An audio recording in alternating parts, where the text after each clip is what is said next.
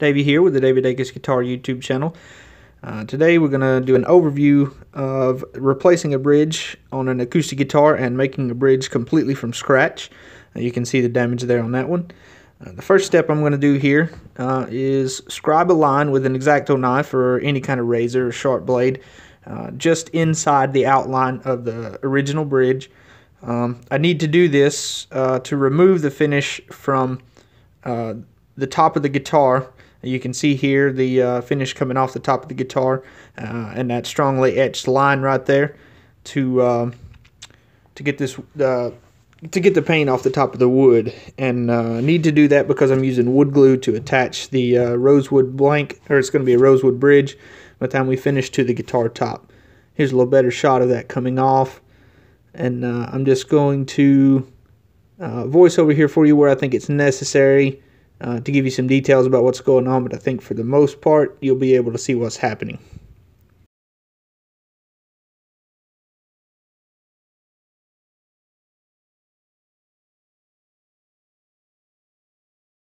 Here I'm making a template. My intention was to use a router to route out the final shape, so you'll see me shaping this template and everything shortly.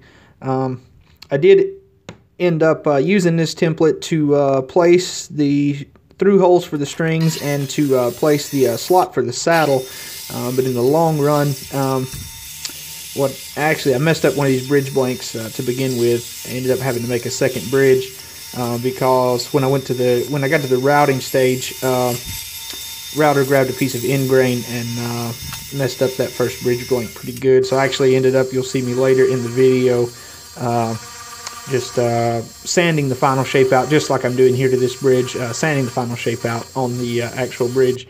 The template ended up not being a waste anyway, though, because I did need it to transfer those locations for the bridge pin holes and for the saddle over to the blank.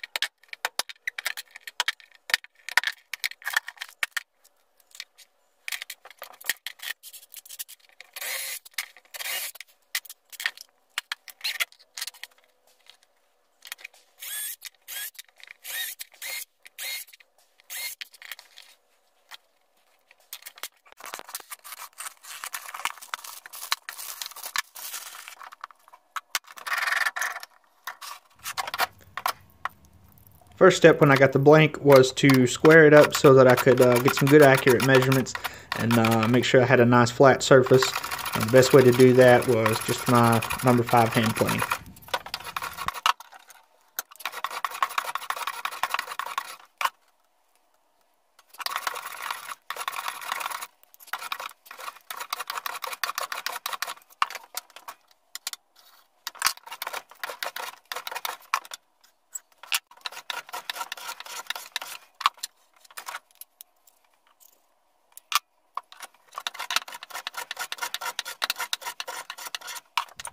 After I got the blank nice and squared up and some good lines I could pull measurements from, I needed to measure the height for the bridge. The original was actually just a bit too tall, as you can see here, so I'm glad I didn't copy it. And here is just cutting the correct thickness on the bandsaw.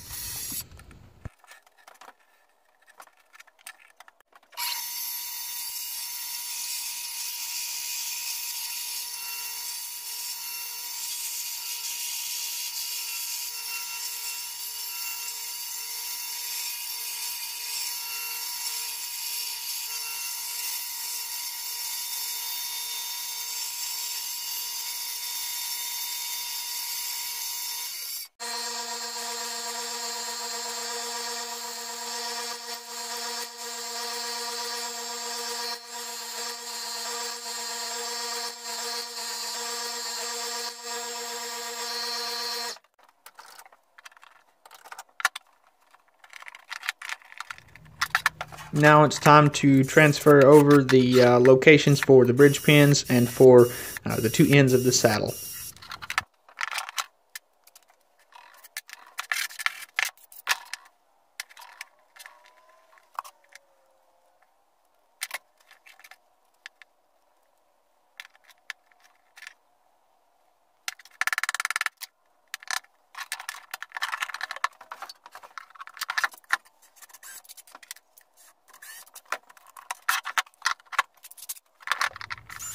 with the locations marked out for the bridge pin holes and for the saddle slot, I felt comfortable disturbing that flat surface on the top now. So I marked out just with a square there so that I get it nice and consistent. And then I clamped a fence onto my spindle sander top at the correct width of the original bridge for the height right there on the end. And then you can see I just made sure this reason I marked that with a square right there so that I can make sure when I do get it to the correct location, I'm nice and square, and so that line isn't skewed to either side.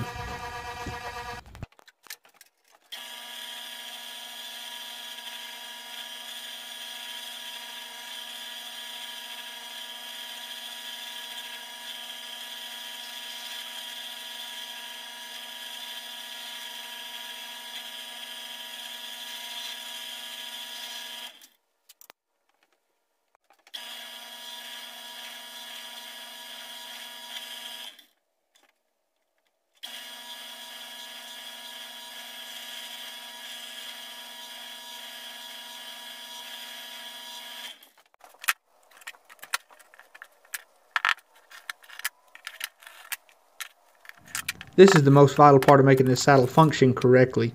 One of these jigs from StewMac is great for lining up exactly where your slot's going to be routed. The depth here is not terribly important. You just need to have a good depth in there that your saddle's not going to bow or cause any unnecessary stresses on the sides of the slot. You can always set your final height by adjusting your bridge saddle in the setup. Here you'll see me just making a series of small passes, taking a little bit of material at a time until the slot is deep enough to function correctly and is the correct width to accept the saddle.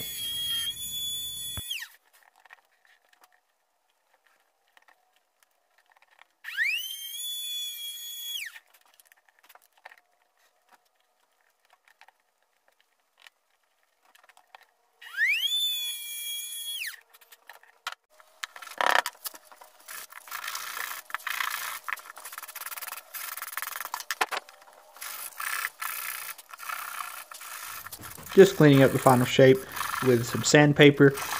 Almost imperceptible here because I've got it running at 8 times normal speed, but frequently I'm taking my hand as if I were actually playing the guitar and making sure that anything is uncomfortable gets kind of knocked down so that it feels nice. Feels good when you're going to be actually playing the guitar.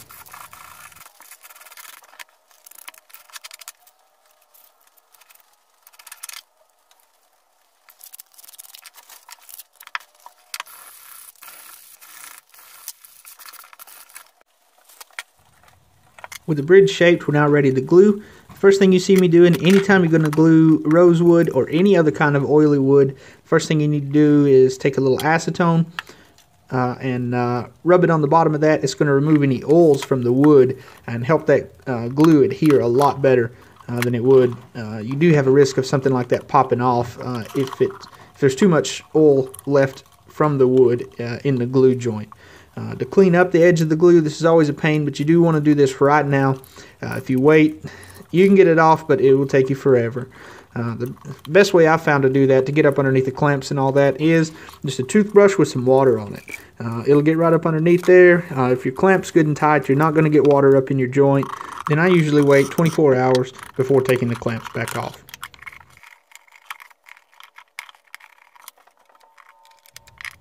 I normally use plastic bridge pins as kind of locator pins there in the 2 E slots. In this case, I didn't have any extra ones laying around. I used 2 screws. Probably not a good choice. The glue didn't stick to the screws, but I think some of the glue wrapped itself around the threads and hardened in there. They came out without too much of a fuss. Something like a plastic bridge pin that was much better. The glue doesn't stick at all. They'll just knock right back out of there. And just some final sanding and a little bit of scraping with a razor blade to get that in shape.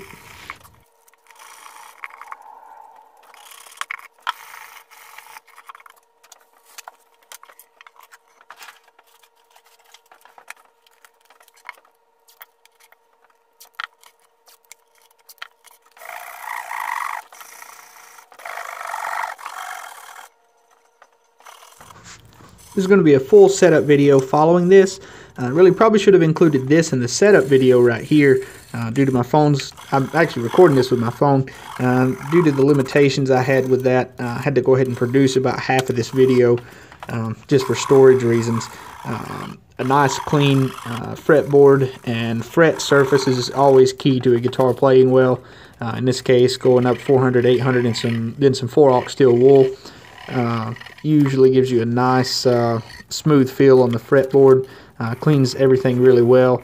And then you'll see me here shortly grab some, there you go, some cutting board oil.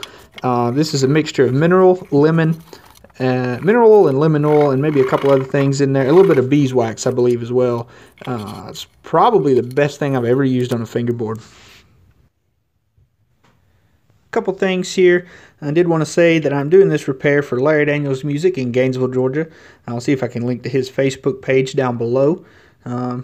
Also, did borrow that Stu Mac jig to route the saddle slot from him, and I borrowed the clamping cowl and the Ibex bridge clamps from Larry to get this done with.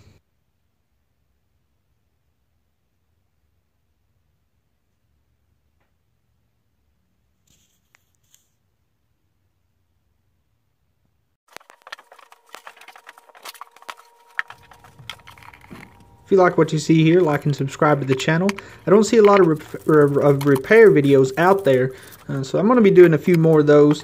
I think I got a headstock repair coming soon. There's already the full setup video for this. I'm going to be uploading very soon as well. A few other things that you may find interesting on here, maybe a guitar review or two. And most of all, I appreciate you guys watching, taking the time to see these videos. They do take a minute to produce. Only my second video I ever put on YouTube. It's quite an endeavor. I didn't think it was going to be all that much involved in it, but it's turned out to be quite a challenge.